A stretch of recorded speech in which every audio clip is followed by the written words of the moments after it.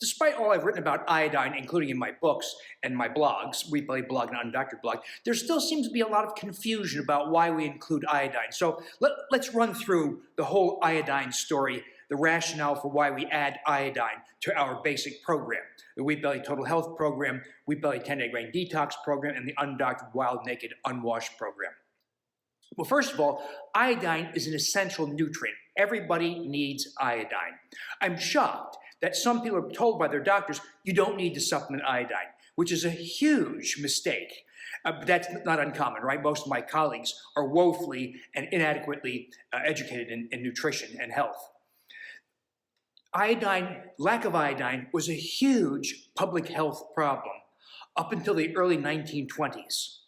Up till then, 20% of the population had a goiter, that is, enlarged thyroid gland, that was disfiguring and sometimes fatal because it infiltrated the airway, the trachea, infiltrated the big vessels, the blood vessels in the neck.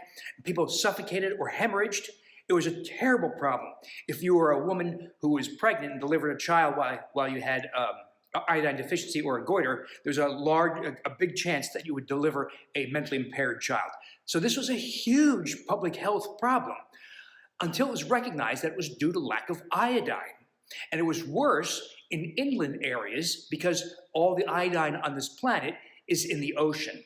And some would seep into the soil and thereby into livestock or animals that were consumed that were coastal, and plants likewise that were coastal. But the further inland you go, like the Midwest in the US, or internal parts of Canada or Western Europe, the more likely you were to see a lot of people with goiters, iodine deficiency. So when it was recognized that this was due to iodine deficiency, the FDA asked salt manufacturers to add iodine to their salt. The original motto for Morton's iodized salt was, use more iodized salt, keep your family goiter-free. People listened. They used more salt. They used a lot of salt in their food, and goiters essentially went away. Well, overuse of salt caused problems in some people.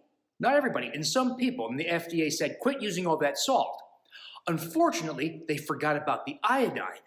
So what do you think happens when people start to really cut back on salt?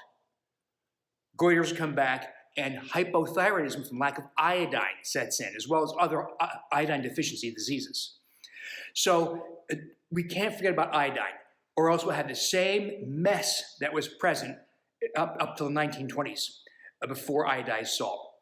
You can use iodized salt, but it's not the most confident way because you really have to use a lot of salt in order to get iodine, because when you open that canister of iodized salt, the iodine is volatile.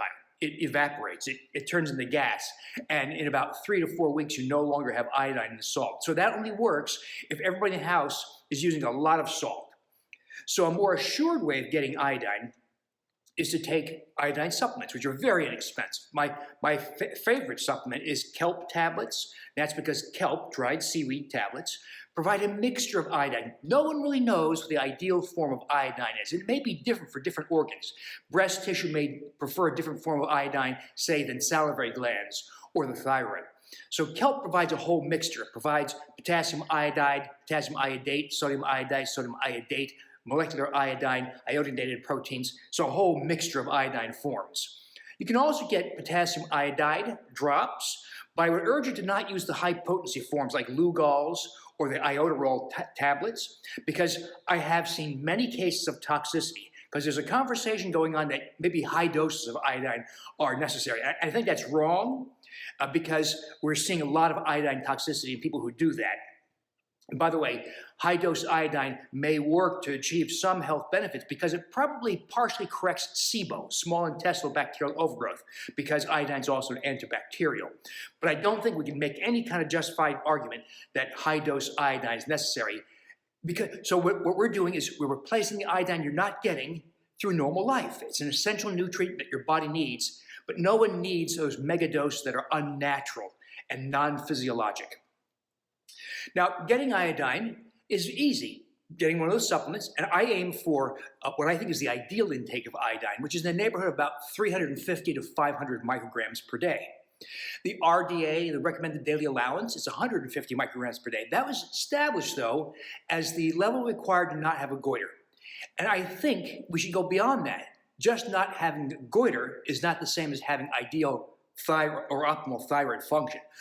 So I believe that the ideal intake is more like 350, 400, 500 micrograms per day from either kelp tablets or potassium iodide drops.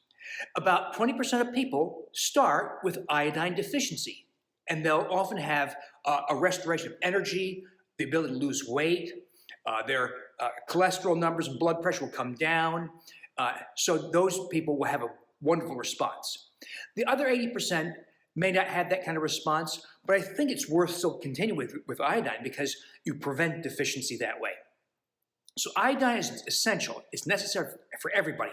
The only exception are people who have active autoimmune thyroid conditions like Hashimoto's or Graves' disease. Now, there's a specific protocol that we use in the Undoctored program where we first try to normalize thyroid antibodies by using the basic programs, wheat and grain elimination, vitamin D restoration, cultivation, bioflora, etc. We try to get those antibody levels down to normal. We also add selenium. You can just eat a Brazil nut a day, and that provides about 200 micrograms of selenium a day, and that helps bring down those antibody levels. And then we weave in very low dose iodized potassium iodide drops, starting at 50 micrograms per day, very tiny amounts, and build up slowly over time. That's how we do it in the Undoctored Inner Circle in the Undoctored program. But that is best done with some supervision if possible, if you have a smart doctor. Sadly, most doctors know nothing about iodine. It's long lost from their experience because all the problems with iodine date back almost 100 years. So I sadly don't expect much wisdom from your doctor unless he or she is a functional medicine or integrative health practitioner or a naturopath. They typically know a lot more about iodine than mainstream physicians. But recognize that iodine was a huge problem for public health many years ago. Don't let that big mistake be repeated and address your iodine status.